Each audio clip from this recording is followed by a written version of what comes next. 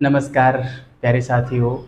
Maharshi Dayanand Saraswati university में PhD प्रवेश 2025 को लेकर साक्षात्कार की जो प्रक्रिया है वो आज पूरी हो गई। 26 जुलाई को आज लास्ट दिन था और पॉलिटिकल साइंस के कुछ साथियों का आज साक्षात्कार हुआ।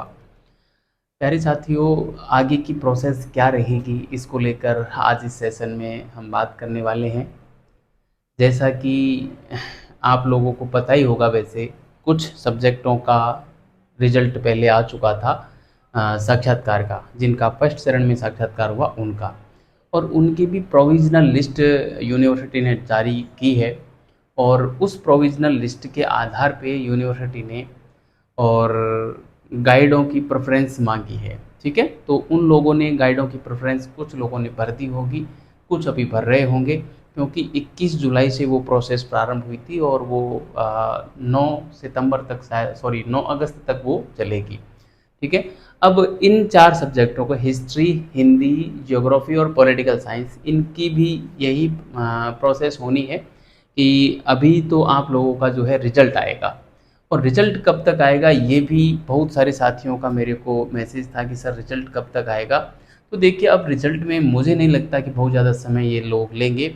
मुश्किल से आपके अगस्त के प्रथम वीक में आ जाना चाहिए। हो सकता है कल परसों भी डाल दें, क्योंकि रिजल्ट तो अब उन लोगों के पास तैयार रखा हुआ है। ठीक है, इसमें ज़्यादा कुछ करना है नहीं।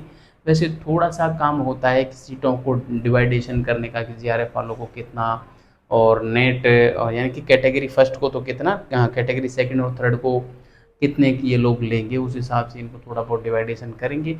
तो वो भी ऑलरेडी कर ही चुके हैं। जब 24-25 सब्जेक्टों के डाले हैं तो इन लोगों को पता तो है ही है। तो रिजल्ट तो आप लोगों का तैयार है, इतना मान के चलें। तो मुझे लगता है कि अब लास्ट सप्ताह भर में शायद दे देने चाहिए, या और थोड़े से 2-4-5 दिन ज़्यादा ले, तो मैक्सिमम मुझे इतना ही लगता है कि अगस्त के प्रथम वीक तक आपका फाइनली रिजल्ट चारों सब्जेक्टों का आ जाना चाहिए। और जैसे ही आपका रिजल्ट आएगा तो आप लोगों से भी जो है गाइडों की प्रियोरिटी भरवाएंगे, और अपने अनुसार आप गाइडों की प्रियोरिटी भर के, और फिर आप लोगों का जल्द फाइनल एक लिस्ट और आएगी, और उस लिस्ट के मुताबिक आप लोगों से जो है फीस जमा करवाएंगे कोर्स वर्क वाली, और फिर आपका कोर्स वर्क प्रारंभ हो जाएगा। ठीक है, तो जो कोर्स वर्क प्रारंभ होगा, कब होगा, ये भी मेरे पास बहुत अधिक प्रश्न आ रहे थे कि सर कोर्स वर्क प्रारंभ कब होगा। तो देखिए, कोर्स वर्क मुझे लगता है कि अगस्त के महीने में ही आपका कोर्स वर्क प्रारंभ हो जाना चाहिए, अगस्त लास्ट तक। क्योंकि जैसे ही ये फाइनली रिजल्ट निकालेंगे ना, उसके बाद आपको 8-10 दिन का समय मैक्सिमम देंगे फ़ीस जमा करवाने के लिए। तो शायद आपकी कोर्स वर्क फ़ीस 6,000 रुपये है, वो आपको जमा करनी पड़ेगी। आप देख लेना एग्जैक्टली, हो सकता है मेरे दिमाग से निकल रही हो 5,000 या 6,000, जहाँ तक मेरे को याद आ रहा है 6,000 रुपये की शुल्क आपको जमा कराना पड़ेगा। मैंने एक वीडियो भी बनाया हुआ है कि एमडीएसयू से पीएचडी करने पे टोटल खर्चा कितना होगा, तो उसमें मैंने बता रखा है कि कोर्स वर्क शुल्क कितना है। ठीक है, तो वो शायद अभी मेरे को याद आ रहा है 6,000 रुपये था, क्योंकि वीडियो बनाए 3-4 महीने हो गए, तो चीज़ें थोड़ी सी विस्मृत हो गई। और वैसे भी ये कोर्स वर्क शुल्क हर यूनिवर्सिटी का अलग अलग होता है। मैंने खुद 25,000 रुपये दिए थे, आप लोगों के तो 5-6 हज़ार में ही काम हो जा रहा है ना। तो बहुत ही सस्ती यूनिवर्सिटी आप कह सकते हैं एमडीएसयू को, बहुत कम रुपए में आपको पीएचडी दिला देगी ये, है ना।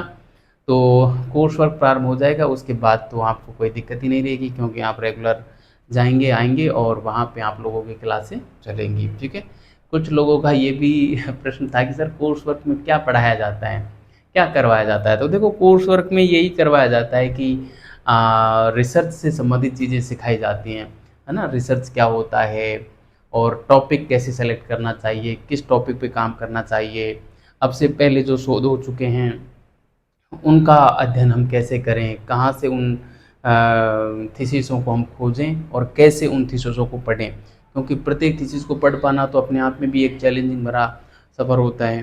ठीक है, तो कैसे उन थीसिसों को पढ़ें, है ना, ये सारी चीज़ पढ़ाई जाती है। इसके अलावा थीसिस हम जो लिखेंगे भविष्य में, उस थीसिस को कैसे लिखा जाता है ये भी आपको सिखाया जाएगा, ताकि देखो, आप किसी पुस्तक से मान लो कोई कंटेंट उठा रहे हैं, तो आप ऐसा नहीं हो कि आप इतना कंटेंट उठा लें कि फिर वो आपकी थीसिस में साहित्यिक चोरी का आरोप आपके ऊपर लग जाए, है ना, जिसको अंग्रेजी में प्लेगरिज्म बोलते हैं, है ना। तो प्लेगरिज्म से कैसे बचें, है ना, और नैतिकता पब्लिकेशन क्या होता है उसके बारे में आपको बताया जाएगा, ठीक है। इसके साथ ही आपको कंप्यूटर का प्रयोग अनुसंधान में कैसे करें, तो एक चैप्टर आपका ये भी चलेगा, ठीक है। तो ये उसका पाठ्यक्रम है, आप इसकी वेबसाइट पे जाओगे ना तो आपको पाठ्यक्रम मिल जाएगा। वैसे आप लोगों का क्या पाठ्यक्रम रहेगा ये मैं भी डाउनलोड करके मेरे जो टेलीग्राम चैनल है सफलता बीजस नाम से, उस पे डाल दूंगा। जिन भी साथियों को इसका पाठ्यक्रम चाहिए कोर्स वर्क का, वो मैं मेरे टेलीग्राम पे डाल दूंगा, आप वहाँ से ले सकते हैं।